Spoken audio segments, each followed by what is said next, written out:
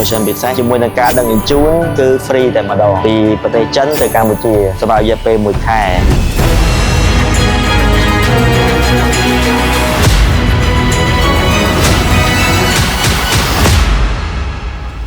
បាទជំរាបសួរបងប្អូននៅប្រទេសកម្ពុជាទាំងអស់ពីខ្ញុំ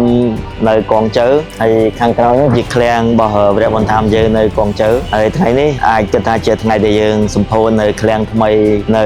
ប្រទេសចិននៅកងជើនេះដែរហើយរួមជាមួយនឹងក្រុមការងារជាច្រើនមានទាំងខាងទីផ្សារខាងផ្នែកលក់ខាង operations ហើយនឹងរួមនឹង BA កយណាយើងផងដែរហើយយើងមករួមគ្នាដើម្បីនាំក្រុមការងារឲ្យដឹងពីរបៀបធ្វើការនៅប្រទេសចិនហើយនឹងរបៀបទទួលបញ្ញាឲ្យបាននៅប្រទេសចិនជាផ្សាយទីនោះ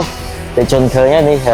ជាកង់តឺន័រមួយដែលយើងត្រៀមលើទំនិញដើម្បីបញ្ជូនទៅប្រទេសកម្ពុជាយើងហើយអ្វីដែលថ្មីទៀតនោះគឺជាមួយនឹង app របស់ព្រះបន្ថែម app ព្រះបន្ថែមជា app ដំបូងបំផុតនៅក្នុងប្រទេសកម្ពុជាយើងដែលបងប្អូនទាំងអស់អាចទិញទំនិញរាប់លានមកនៅប្រទេសចិនមិនថានៅក្នុងថៅប៉ៅ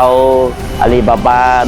1688 Temu និងអ្វីមួយផ្សេងទៀតរាប់សិបលានមកតាមរយៈ app របស់ព្រះបន្ថែមឬក៏ app Viting ទំនិញនៅក្នុងប្រទេសចិនមានប៉ុន្មានគឺ app របស់ព្រះបន្ថែមឬក៏ Viting មានទាំងអស់ហើយមិនមានការបារម្ភទេថាតើទិញឲ្យទំនិញហើយអ្នកណាជួយដឹកហើយទំនិញទៅដល់ទីតាំងកន្លែងណាហើយនៅពេលបាត់ទំនិញតើទៅរកទំនិញនៅទីណាវរៈបន្ថែមមួយជួយបានទាំងអស់ទិញហើយអាច tracking ឃើញថាអីវ៉ាន់នៅទីណាទៅដល់ប្រទេសកម្ពុជាយើងដឹកដល់ផ្ទះនៅពេលទំនិញមានបញ្ហាទៅសួរទៅវរៈបន្ថែមគឺអតិថិជនកក់ក្ដៅតែម្ដងហើយយើងនឹងមាន promotion សម្រាប់ការបើកក្នុងពេលឆាប់ៗខាងមុខនេះគឺជាមួយនឹងការដឹកជញ្ជូនទំនិញប្រភេទទូចៗ online នេះគឺ free តែម្ដងពីប្រទេសចិនទៅកម្ពុជាសម្រាប់រយៈពេល1 ខែអ្វីដែលកាន់តែកក់ក្ដៅទីនោះទំនិញអតិថិជនដែលទិញហើយទៅដល់បែរជាវាខុសចិត្តឬក៏ត្រូវវិលត្រឡប់ពីប្រទេសចិនវិញអតិថិជនអត់ចាំបាច់វិលត្រឡប់ទេព្រះបន្ថែមនឹងបើកផ្សារមួយខែផ្សាររបស់ Viting ហ្នឹងគឺយើងនឹងជួយទិញទំនិញដែលអតិថិជនមិនពេញចិត្តឬក៏ទំនិញខុសទិញត្រឡប់តែម្ដង